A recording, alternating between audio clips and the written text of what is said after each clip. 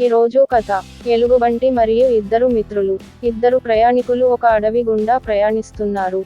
వారు అడవిలో నడుస్తున్నప్పుడు ఒక ఎలుగుబంటి వారిని వెంబడించడం ప్రారంభించింది. ఇద్దరు ప్రయాణికులు పరుగు పెట్టడం ప్రారంభించారు, కానీ ఎలుగుబంటి వారి కంటే వేగంగా పరిగెత్తింది. ప్రయాణికులలో ఒకరు చెట్టు ఎక్కి ఎలుగుబంటిని తప్పించుకున్నాడు, కానీ మరొక ప్రయాణికుడు చెట్టు ఎక్కలేకపోయాడు. అతను దేవుడికి ప్రార్థించి, "ఓ దేవుడా, నన్ను ఈ ఎలుగుబంటి నుండి రక్షించు" అని అన్నాడు. అకస్మాత్తుగా ప్రయాణికుడు చనిపోయినట్లు నటించి నేలపై పడుకున్నాడు. ఎలుగుబంటి ప్రయాణికుడి దగ్గరకు వచ్చి అతని ముక్కును వాసన చూసింది. ప్రయాణికుడు చనిపోయినట్లు అనుకున్న ఎలుగుబంటి అతడిని వదిలివేసి అక్కడి నుండి వెళ్ళిపోయింది.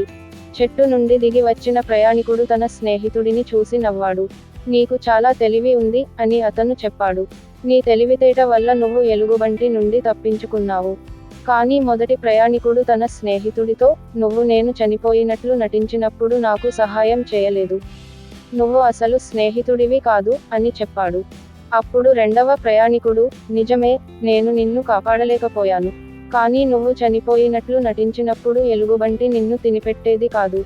ఎందుకంటే ఎలుగుబంట్లు చనిపోయిన జంతువులను తినవు. అందుకే నేను నీకు సహాయం చేయలేదు" అని చెప్పాడు. అప్పుడు మొదటి ప్రయాణికుడు తన తప్పును గ్రహించి తన స్నేహితుడితో క్షమాపణలు చెప్పాడు. ఇద్దరు ప్రయాణికులు కలిసి మళ్ళీ తమ ప్రయాణాన్ని కొనసాగించారు. నీతి: నిజమైన స్నేహితుడు కష్టాల్లో ఉన్నప్పుడు మనకు సహాయం చేస్తాడు. Please like, share and subscribe to my channel. Thanks for watching.